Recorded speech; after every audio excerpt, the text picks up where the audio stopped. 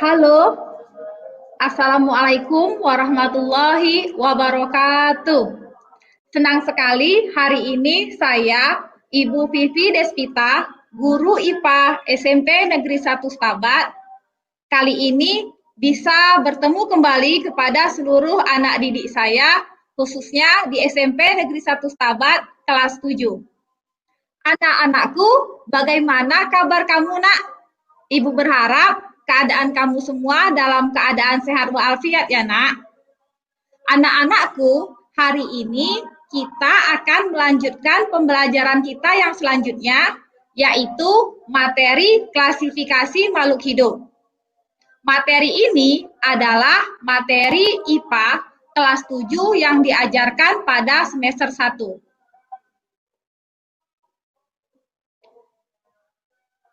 Baiklah, Nak. Apa itu klasifikasi makhluk hidup? Klasifikasi makhluk hidup adalah suatu cara untuk memilah-milah dan mengelompokkan makhluk hidup menjadi golongan-golongan dan unit-unit tertentu.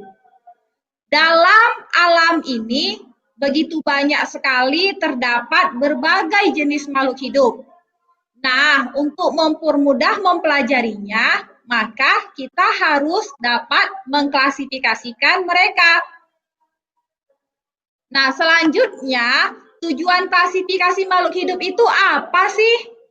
Nah, tujuan dari klasifikasi makhluk hidup adalah agar kita mudah untuk mengenali, membandingkan, dan mempelajari seluruh makhluk hidup yang ada di alam ini.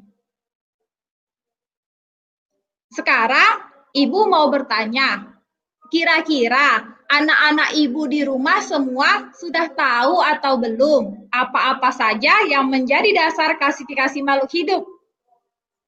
Nah, jawabannya yang menjadi dasar klasifikasi makhluk hidup adalah persamaan dan perbedaan ciri yang dimiliki masing-masing makhluk hidup. Nah, kita dengan makhluk hidup yang lain pasti berbeda kan, Nak? Nah, perbedaan itulah yang menjadi dasar penggolongan kita berbeda dengan makhluk hidup yang lainnya. Nah, berikutnya klasifikasi makhluk hidup menurut Carolus Linnaeus. Anak-anakku, tahukah kalian siapa Carolus Linnaeus? Carolus Linnaeus adalah bapak taksonomi dunia. Ia dikenal sebagai bapak taksonomi dunia karena ia adalah pelopor yang pertama kali memperkenalkan klasifikasi makhluk hidup dan menggolongkan makhluk hidup menjadi takson-takson. Nah, berikutnya makhluk hidup menurut Robert H. Whittaker digolongkan menjadi 5 kingdom. Nah, apakah kalian sudah tahu kingdom itu apa-apa saja? Nah, selanjutnya akan kita bahas satu-satu ya, Nak. Kingdom yang pertama adalah kingdom Monera. Kingdom yang kedua adalah kingdom Protista. Dan kingdom yang ketiga adalah kingdom Fungi atau jamur. Dan kingdom yang keempat adalah kingdom Plantae atau tumbuhan. Serta kingdom yang kelima adalah kingdom Animalia atau hewan. Anak-anakku, apakah kalian sudah tahu perbedaan di antara kelima kingdom yang Ibu sebutkan tadi, Nak? Nah, jika kalian belum tahu, maka akan kita bahas satu-satu ya, Nak. Yang pertama adalah Kingdom Monera. Yang tergolong ke dalam Kingdom Monera ini, contohnya adalah bakteri dan juga ganggang hijau biru. Dikatakan atau dikelompokkan Monera karena mereka terdiri dari makhluk hidup yang memiliki sifat prokarioti. Prokarioti artinya sel yang mereka miliki belum memiliki selaput inti atau selaput membran ya, Nak. Nah, makhluk hidup Monera biasanya terdiri dari satu sel saja. Nah, contoh dalam kehidupan sehari-hari ada bakteri Escherichia coli yang biasanya terdapat pada kotoran. Nah, sekarang kita masuk ke kingdom yang kedua ya, Nak.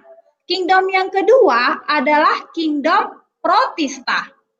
Nah, berbeda dengan Kingdom Monera, Kingdom Protista memiliki ciri-ciri selnya terdiri atau bersifat eukarioti.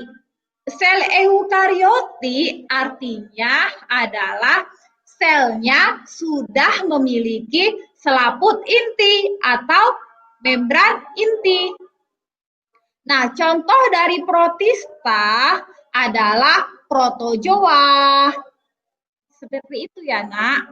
Nah, apakah kamu tahu protozoa itu contohnya apa-apa saja?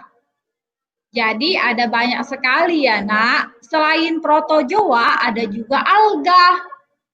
Alga artinya ganggang. Nah, berikutnya kita masuk ke kingdom yang ketiga, yaitu kingdom fungi.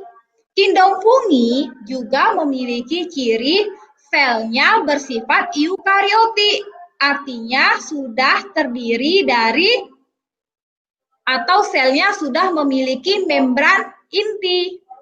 Nah, contoh dari fungi yang sering kita manfaatkan dalam kehidupan kita sehari-hari adalah Saccharomyces cerevisiae, yaitu dalam kehidupan sehari-hari kita sering menyebutnya dengan sebutan ragi.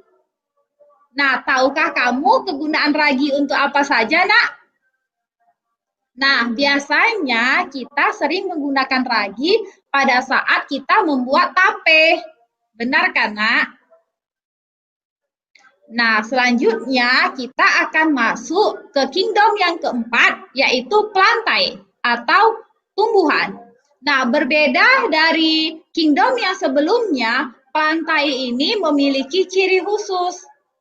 Nah, keistimewaan dari plantae adalah mereka memiliki klorofil sehingga mereka dapat berfotosintesis alias dapat menghasilkan makanannya sendiri dengan bantuan sinar matahari. Nah, apakah kamu tahu syarat fotosintesis apa-apa saja? Nah, syarat terjadinya fotosintesis ada 4 hal. Yang pertama, ada klorofil atau zat hijau daun. Kemudian ada sinar matahari. Kemudian apa lagi, Nak? Ada air atau H2O. Dan kemudian ada CO2 atau karbon dioksida. Nah, yang menjadi ciri-ciri dari tumbuhan adalah mereka bisa menghasilkan makanannya sendiri. Kita tidak dapat berfotosintesis. Kita bukan golongan kingdom tumbuhan. Nah, selanjutnya kita masuk ke kingdom yang kelima, yaitu kingdom animalia atau kingdom hewan. Nah, dalam pembagian makhluk hidup ke dalam 5 kingdom, kita manusia masuk ke dalam kingdom apa, Nak? Ya, tepat sekali kita masuk ke dalam kingdom animalia. Nah, tadi ini sudah Ibu jelaskan, sekarang kita flash aja ya, Nak. 5 kingdom makhluk hidup, kingdom Monera, contohnya Bacteria Escherichia coli, Anabaena, dan Nostoc. Kemudian selanjutnya, contoh dari kingdom Protista, ada Euglena, ada Paramecium, dan juga Amoeba. Selanjutnya, contoh dari kingdom fungi, ada Mucor, ada Saccharomyces, ada Pleurotus, dan lain-lain. Selanjutnya, Kingdom Plantae ada berbagai macam jenis tumbuhan, terdiri dari lumut, paku, dan juga tumbuhan berbiji. Contohnya apa saja? Ada padi, mawar, lumut hati, dan paku ekor kuda. Berikutnya, contoh dari Kingdom Animalia adalah burung, gajah, ular, ayam, dan lain sebagainya. Nah, itulah tadi, Nak, penggolongan makhluk hidup ke dalam 5 kingdom. Nah, jadi kesimpulan dari pembelajaran kita hari ini adalah makhluk hidup menurut Robert H. Whittaker digolongkan menjadi 5 kingdom. Ada kingdom apa saja? Kingdom Monera, Kingdom Protista, Fungi, Plantae, dan juga Animalia. Nah, demikian pembelajaran kita hari ini.